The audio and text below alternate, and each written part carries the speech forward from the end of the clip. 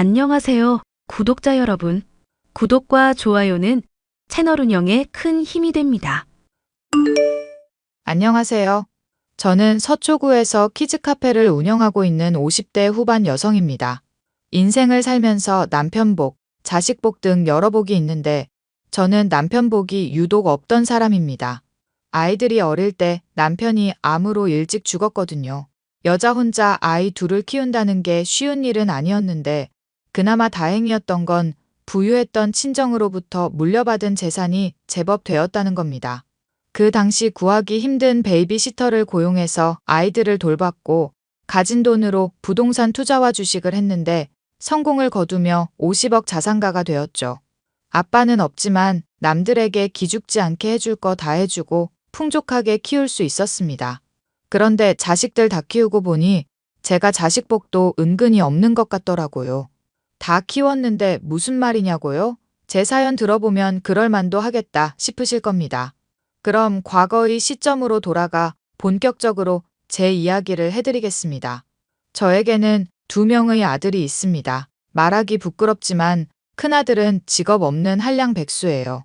그래도 가끔 카페가 바쁘면 도와주긴 하지만 마지못해 도와주고 아주 잠깐 도와주면서 온갖 생색은 다 냅니다. 반대로 작은 아들은 여유로운 상황에 안주하지 않고 밤낮 없이 열심히 공부해서 판사가 되었어요.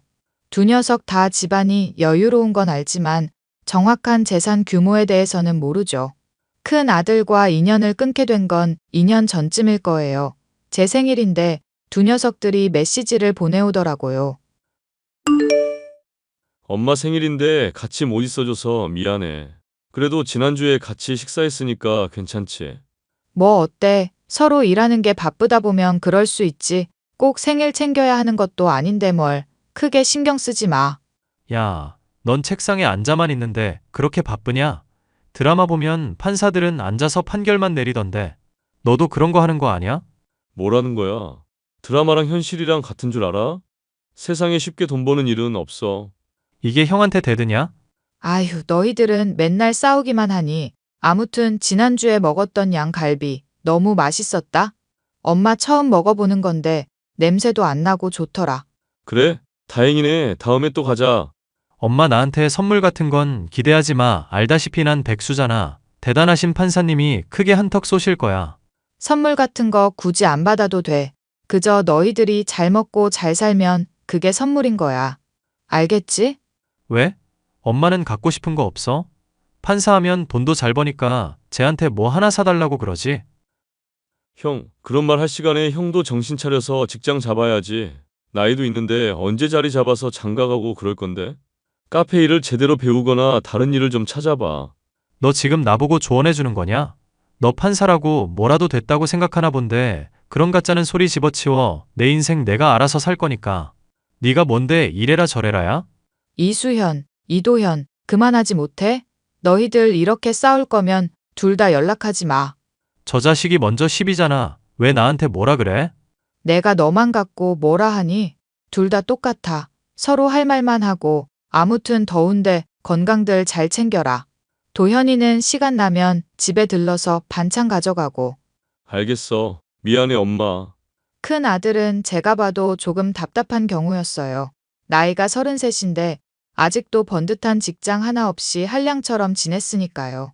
이게 다 오냐오냐 키운 제 탓이다 생각하고 어련히 알아서 하겠지 하고 놔둔 게 제일 큰 잘못인 것 같았습니다. 그러던 어느 날 큰 아들이 해외여행을 가보고 싶다며 저에게 돈을 달라더군요. 저는 하는 일이 바빠 일일이 신경 써주지 못했고 카드랑 현금을 쥐어주며 알아서 하라고 내버려뒀죠. 평범한 일상을 보내며 몇 개월의 시간이 흘렀는데 큰 아들이 갑자기 뜬금포 발언을 하는 겁니다. 갑자기 결혼하고 싶은 사람이 생겼다며 여자친구를 소개해준다고 하는 거예요. 카페에서 한참 손님을 치르고 커피 한잔하며 쉬고 있는데 큰 아들에게 전화가 왔습니다. 엄마, 혹시 다음 주 주말에 시간 괜찮아? 주말이야 뭐 인영 씨도 있고 다른 직원들 있으니까 크게 바쁜 건 없는데.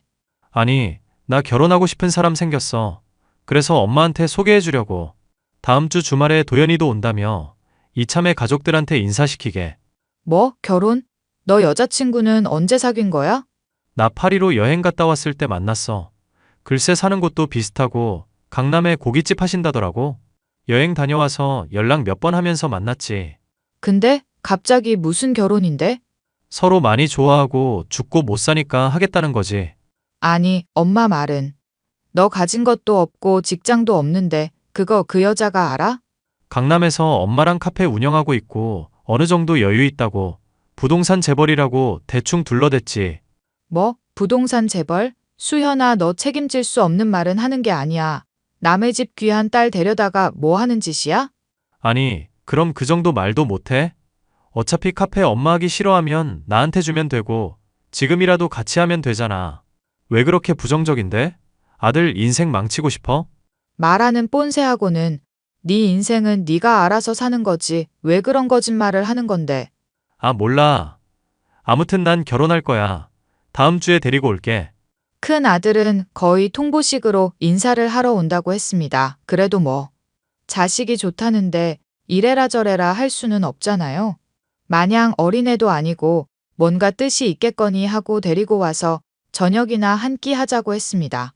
이래봬도 제가 음식 솜씨가 조금 좋은 편이라 집에서 잔뜩 차려 먹기로 했어요. 예비 며느리는 큰 아들이 해외여행에서 만난 여자였는데 직업은 간호사더군요. 서울에 집도 있고 부모님은 강남에서 유명한 고깃집을 운영하는 보통의 평범한 집이었습니다. 둘이 만난 지 반년도 안 된 시기에 결혼을 언급하길래 조금 이른 감이 있다 생각했지만 둘이 원하니까 결국엔 상견례를 하게 되었죠. 예비 사돈들은 늦은 나이에 얻은 귀한 딸을 여유 있게 시집 보내고 싶어 했습니다. 약간 옛날 사고방식을 가진 사람들이라 신혼집은 어떻게 할 건지부터 물어보더군요.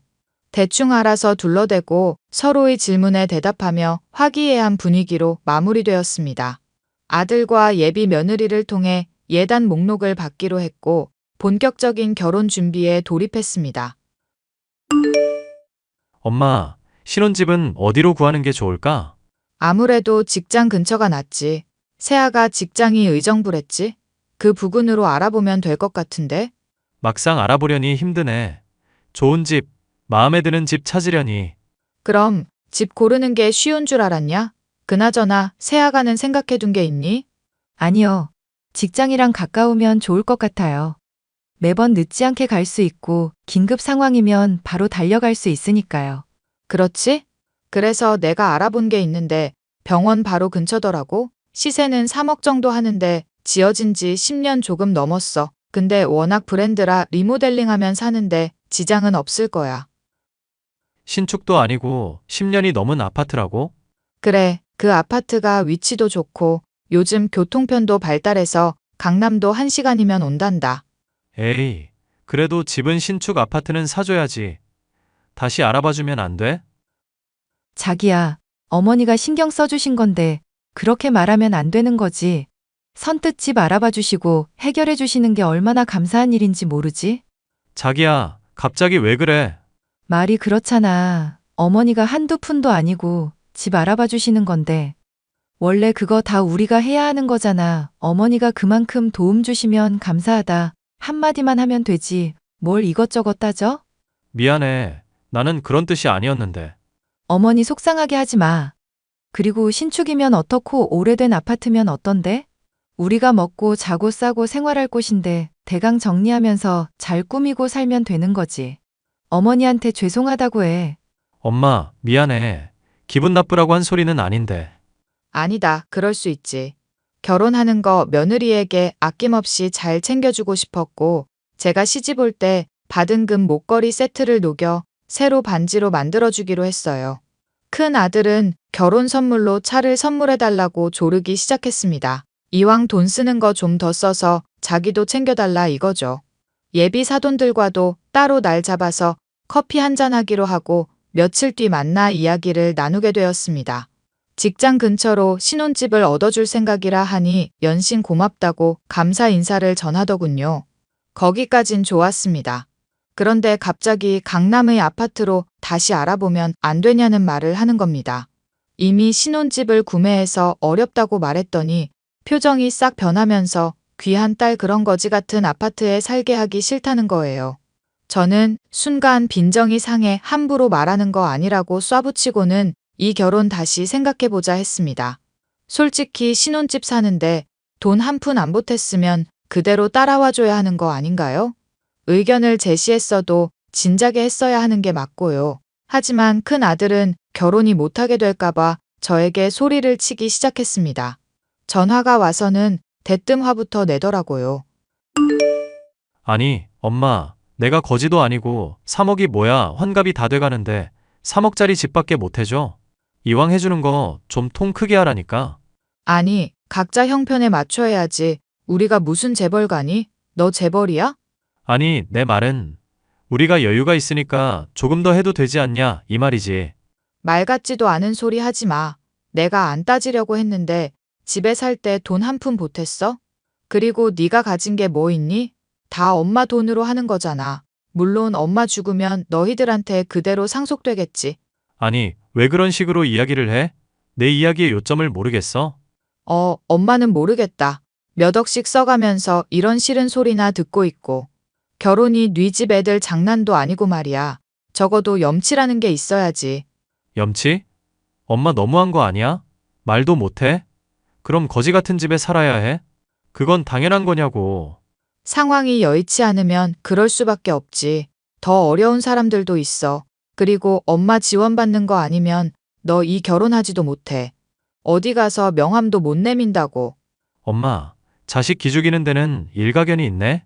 엄마만 잘났지? 내가 아무것도 안 하는 것처럼 보여? 엄마는 꼭 그렇게 자존심을 짓밟아야 해? 말이 나온 김에 한마디만 더 하자. 너 그동안 살아오면서 제대로 한 게 뭐가 있어? 웬만해서는 이런 말도 안 해. 네 동생 보고 아무런 생각도 안 드니? 넌 내 돈으로 그냥 평생 먹고 자고 싸기만 할 거야? 아니, 왜 도연이 그 자식 얘기를 해? 걔는 걔고 나는 나지.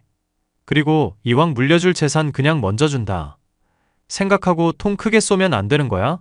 다 필요 없고 이 결혼 다시 생각해라. 어느 한쪽이 기우는 결혼은 하는 게 아니야. 네가 돈이 많은 게 아니라 내가 많은 거고 그쪽에서 너무 많은 걸 바라는 것 같구나. 그렇게 큰 아들은 잔뜩 삐쳐서는 한동안 연락도 안 하더라고요. 예비 며느리 쪽에는 어떻게 이야기를 했는지 모르겠지만 마찬가지로 아무 말도 없었습니다. 그렇게 저는 제 할 일 하며 시간을 보냈어요. 그리고 제 소유 다른 건물에 식당을 오픈하고 싶어 한다며 손님이 왔는데 일이 바빠 부동산 사장님이 대신 상담을 했습니다. 그런데 알고 보니 그 손님이 예비 사돈들인 거예요. 그런데 부동산 사장님이 심각한 표정으로 이상한 말을 하는 겁니다.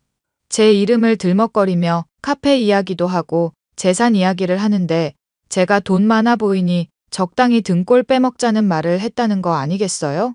투자금 받아서 가게 오픈하면 그럴듯하지 않겠냐며 작당 모의까지 했다길래 기가 막혔습니다. 몇십 년 동안 부동산 투자하면서 거래해온 곳이라 거짓말을 할 사람은 아니었거든요. 혼수도 예단도 해달라는 대로 다 해주고 신혼집도 덜컥 사주는 거 보니 대충 재산이 많다고 판단을 했나 봅니다. 저는 찜찜한 기분에 예비 며느리에 대한 뒷조사를 했어요. 아주 대단한 집안이더군요. 병원에서 간호사로 일하는 것도 거짓말, 서울에 자가를 보유하고 있다는 것도 거짓말. 예비 사돈들도 고깃집을 운영하는 게 아니라 거기서 각각 서빙, 쑥 굽는 일을 하는 거였고요. 뭐 하나 제대로 된 게 없는 집안이었습니다. 그리고 큰 아들을 통해 돈을 자꾸 빼돌리며 자기들 호의호식하는 데 썼고요. 모든 증거를 가지고 큰 아들에게 말해주려는데 큰 아들이 오랜만에 연락 와서는 돈을 요구하더라고요. 엄마, 난 도저히 이해가 안 돼. 엄마 돈도 많으면서 왜 이렇게 짠순이같이 굴어? 뭐라고? 넌 오랜만에 연락 와서 한다는 소리가 겨우 그거야? 잘못했다는 게 아니라? 내가 뭘 잘못했는데? 좋은 집 살아보겠다는 게 잘못이야? 아들이 행복한 게 싫어? 말은 제대로 해라. 좋은 집 살아보겠다는 게 아니라 내 돈으로 호의호식하겠다는 거지. 네 돈이 아니잖아. 누누이 말하지만 네 돈이 아니야. 아, 그놈의 돈. 살면서 제대로 된 직장 갖고 어느 정도 생활이 안정되면 그때 가서 여윳돈 주는 거 생각해 볼게. 아무리 생각해도 그냥 주는 건 아니야.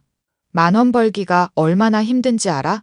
네가 아무 생각 없이 가만히 앉아서 돈 생기길 바라면 그건 정말 잘못된 거야. 누군가는 고생해서 피땀 흘려버는데 너는 날로 먹으려 하는 거잖아. 엄마, 말은 잘한다? 정말 너무한 거 아니야? 진짜 그러다가 나랑 인연 끊고 내가 안 보고 살겠다 하면 엄마가 더 속상하지 않을까? 너 말 다 했니? 저번에 외제차까지 뽑아줬잖아. 지금까지 내가 몇 억을 썼는데 고마운 줄 몰라? 너 나한테 고맙다고 말한 적 있어? 키워준 걸로도 나는 다 한 거야. 너는 뭐 했니? 아이씨, 이래서 부모 잘 만나야 되는 건데 쥐뿔도 없는 집안에서 태어나가지고. 쥐뿔도 없어? 너 말 다 했어? 사실이잖아. 그러니까 아무것도 안 해주지. 내 말이 틀렸어? 그래, 그렇게 생각해. 앞으로 너는 내 아들 아니다. 그딴 년한테 눈 멀어서 패가망신 시키려는 사람이 바로 내 눈앞에 있었네. 뭐? 엄마 너무하네. 너무해도 어쩔 수 없어. 너는 살면서 정신 좀 차려야 돼. 이 시간 이후로 너는 내 아들 아니니까 어디 가서 뭘 하든지 말든지 알아서 해. 외제차? 일시불로 사줬으니까 그거 팔던지 갖고 있던지 너 알아서 하고 난 이 결혼이고 뭐고 모르겠다. 그리고 내 남은 재산은 사회에 환원해야겠네. 50억인데. 뭐? 엄마. 저는 그 길로 독한 마음을 먹고 큰 아들의 연락처를 차단해버렸습니다. 30년 넘게 키워주면서 고맙다는 말 단 한마디 들어본 적 없어요. 그리고 제가 가진 모든 증거를 예비 사돈들에게 들이밀며 지금이라도 정중하게 사과하고 받아간 예물 그대로 돌려주면 없던 일로 하겠다며 타일렀습니다. 하지만 이미 받은 것도 다 현금화해서 자기들 쓰고 싶은데 다 써버렸더라고요. 큰 아들 시켜서 이래저래 저한테 돈을 더 뜯어내려는 심산이었고요. 예비 사돈들을 사기죄로 고소했고 큰 아들은 정신 차리면 돌아오라며 매몰차게 내쫓아버렸습니다. 짐 정리해서 고시원 하나 얻어서 거기로 보내버렸어요. 자존심 센 큰 아들은 당당하게 연 끊겠다고 했지만 막상 돈 없이 산이 꿀렸는지 저에게 매일같이 찾아와 빌기 시작하더군요. 그렇게 2년의 시간이 흘렀고 작은 아들은 같이 일하던 동료와 결혼해서 아이도 낳았습니다. 저도 참 독하죠. 2년씩이나 자식을 모른 척하면서 산다는 게 저도 마음이 아픕니다. 운영하던 카페는 다른 사람에게 넘겼고 저는 손주들을 위해 키즈 카페를 새로 오픈했어요. 아들 내외가 둘 다 일하는 관계로 손주들을 돌보며 일도 하고 싶고 이참에 키즈 카페 하나 내보자 했던 거죠. 작은 아들은 종종 저에게 큰 아들의 소식을 전해주곤 하는데요. 2년 동안 아르바이트도 하고 자격증 공부도 하고 뭔가 느낀 게 있는지 일이라는 걸 시작했더라고요. 얼마 전에는 평택에 있는 공장에 취직해서 그곳에서 생활하고 있답니다. 조금 더 지켜보고 화해할지 말지 결정할 생각이에요. 제 사연 어떠셨나요? 자식이기는 부모 없다지만 살면서 깊은 깨달음 정도는 일깨워줘야 한다고 생각해요. 그래야 자식들도 잘 살고 저도 후회 없이 여생을 살다 갈 수 있을 테니까요. 제 사연 들어주셔서 감사드리고 여러분도 자식들, 가족들과 항상 행복한 시간 보내세요.